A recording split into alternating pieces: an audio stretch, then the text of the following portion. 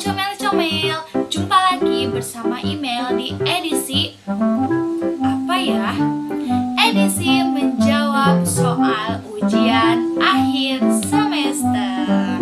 Oke, dimulai ya. Assalamualaikum warahmatullahi wabarakatuh.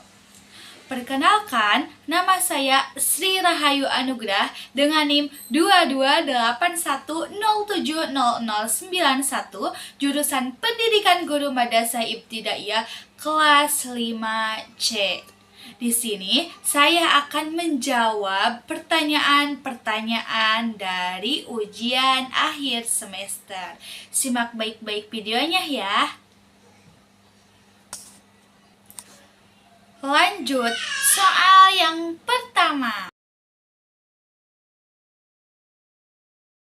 Jawaban dari saya, soal yang pertama yaitu konsep hubungan timbal balik antara manusia, teknologi, dan lingkungan yang disebut triple helix atau model hubungan manusia, teknologi, lingkungan MTL.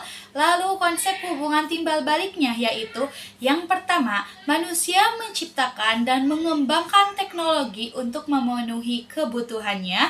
Yang kedua, teknologi dapat memberikan kemudahan bagi manusia tetapi juga mempengaruhi kondisi lingkungan. Dan yang ketiga, lingkungan menjadi sumber daya bagi teknologi dan manusia, tetapi juga berdampak oleh aktivitas manusia dan penggunaan teknologi. Contoh nyatanya yaitu panel surya. Dampak positifnya seperti apa sih? Dampak positif panel surya yaitu mengonversi energi matahari menjadi listrik tanpa menghasilkan polusi atau emisi karbon.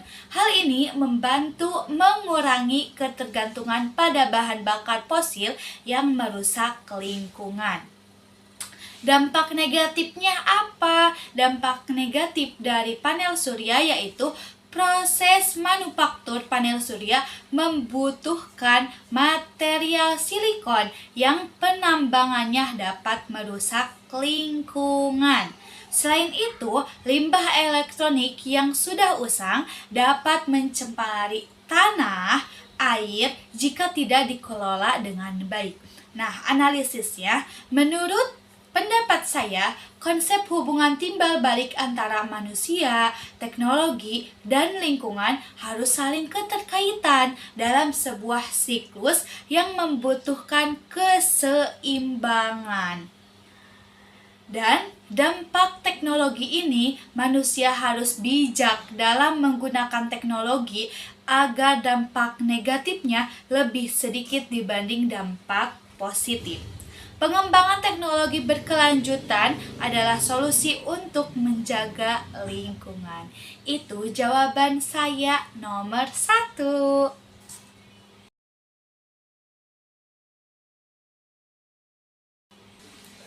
Jawaban saya nomor 2 yaitu menanamkan kesadaran ekologi kepada siswa sejak dini sangat penting karena masa kanak-kanak adalah periode kritis dalam pembentukan nilai, sikap, dan kebiasaan yang akan mempengaruhi perilaku mereka di masa depan. Adapun teori-teorinya yaitu 1. Teori perkembangan kognitif. Menurut Jean Piaget, anak-anak belajar melalui tahapan perkembangan kognitif, di mana mereka membangun pemahaman tentang dunia melalui interaksi dengan lingkungan mereka. Pada tahap konkret operasional, anak-anak mulai memahami hubungan sebab akibat dan konsep abstrak seperti tanggung jawab terhadap lingkungannya. Dengan memberikan pengalaman langsung seperti penanaman pohon atau menjaga kebersihan lingkungan, guru membantu siswa menginternalisasi nilai-nilai ekolog dengan cara yang bermakna dan relevan. Yang kedua, teori pembelajaran sosial Bandura. Albert Bandura menekankan pentingnya observasi dan peniruan dalam pembelajaran. Anak-anak cenderung menirukan orang-orang yang di sekitarnya. Oleh karena itu, guru harus memberikan contoh yang terbaik kepada siswanya. Contohnya yaitu penanaman pohon, terus menghemat energi, daur ulang, menghormati alam. Itu semua untuk mendorong siswa melakukan hal yang sama. Ketiga yaitu teori ekolog perkembangan Bronfenbrenner. Uri Bronfenbrenner menekankan bahwa perkembangan anak dipengaruhi oleh interaksi berbagai sistem lingkungan. Dalam konteks pendidikan lingkungan hidup, sekolah menjadi salah satu mikrosistem yang dapat membentuk pola pikir dan perilaku siswa terhadap lingkungan. Dengan menciptakan budaya sekolah yang peduli lingkungan, guru membantu siswa mengembangkan kesadaran ekologis yang selaras dengan nilai-nilai masyarakat yang lebih luas. Nah, analisisnya, menurut pendapat saya, dengan pendidikan yang relevan, guru dapat merancang strategi untuk menanamkan kesadaran ekologi. Hal ini untuk membentuk generasi peduli terhadap lingkungan. Soal yang ketiga.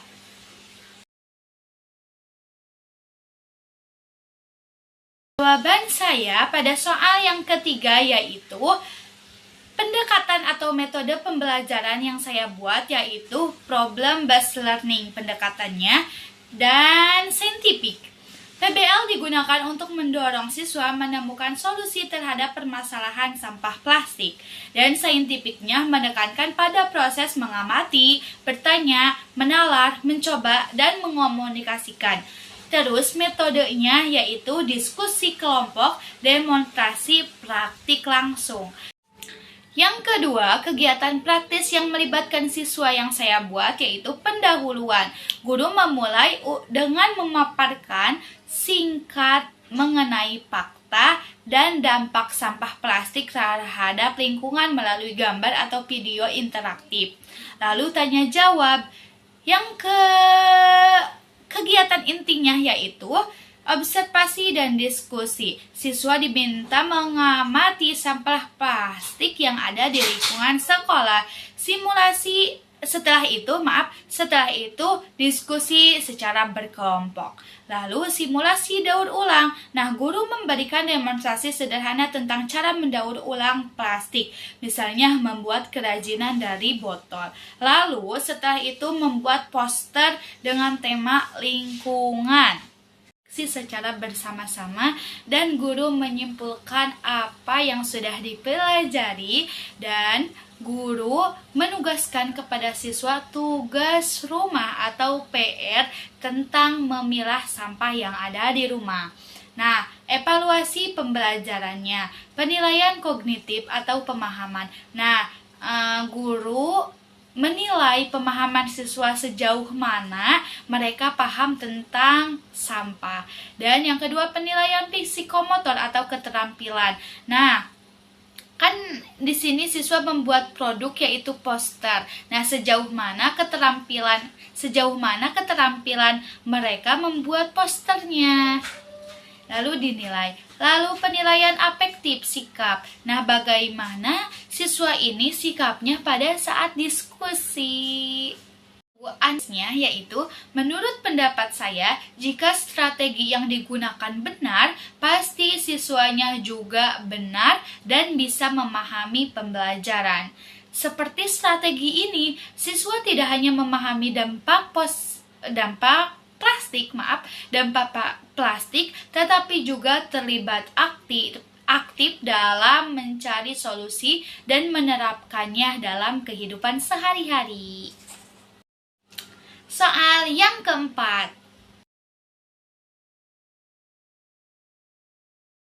Jawaban keempat dari saya yaitu langkah-langkah edukasi sebagai seorang pendidik, yaitu yang pertama, pendekatan partisipasi partisipasi. Lakukan kunjungan ke desa untuk berdialog dengan masyarakat, mendengar kebutuhannya, mendengar keluh kesahnya. Yang kedua, edukasi berbasis konteks. Gunakan bahasa lokal untuk dipahami masyarakat.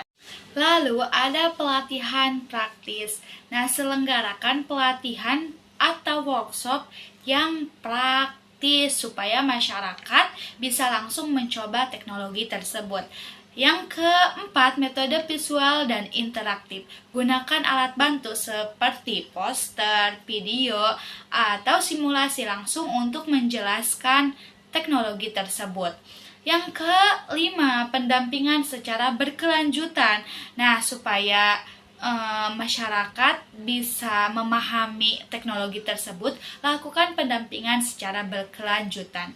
Terus pemberdayaan komunitas, bentuk kelompok kecil supaya masyarakat yang tidak tahu dapat diberitahu oleh kelompok tersebut. Dan yang ketujuh, kolaborasi dengan institusi. Soal nomor 5.